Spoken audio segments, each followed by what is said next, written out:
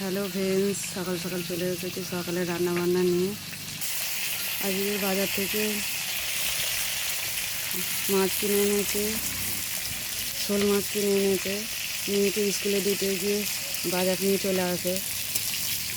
কিছু মাছ ভাজা হয়ে গেছে, এখনও কড়াতে মাছ দেওয়া আছে। এই যে মশলা বেটে নিয়েছি, শোল মাছের ঝাল করব। মেয়েকে সকাল সকাল স্কুলে চলে, তাই তাকে ডিম টোস্ট করে দিলাম, সে টিফিনে খাবে।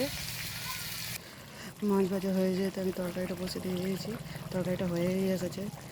আজ বাজার থেকে কুলবো শাক, মূলো শাক সব কিনে নিয়েছে, তরকারি হবে বলে ভাজা হবে।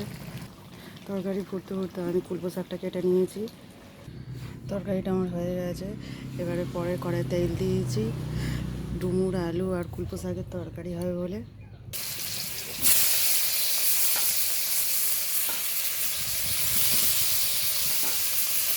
ডুমুর আর আলু একটু ভালো করে ভেজে নেবো তেলেতে, তারপরে তরকারিটা হয়ে গেলে পরে ফোড়ন দেবো।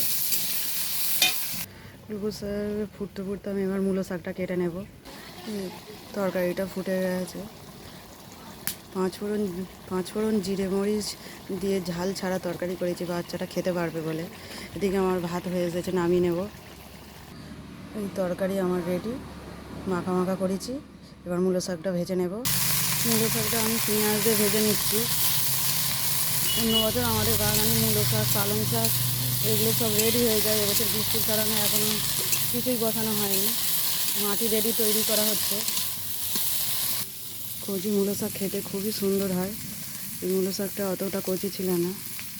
ভাজাটা আমার প্রায় শেষের দিকে এসেছে। ভাজা রেডি হয়ে গেছে। আজ এই পর্যন্ত, টাটা, বাই বাই।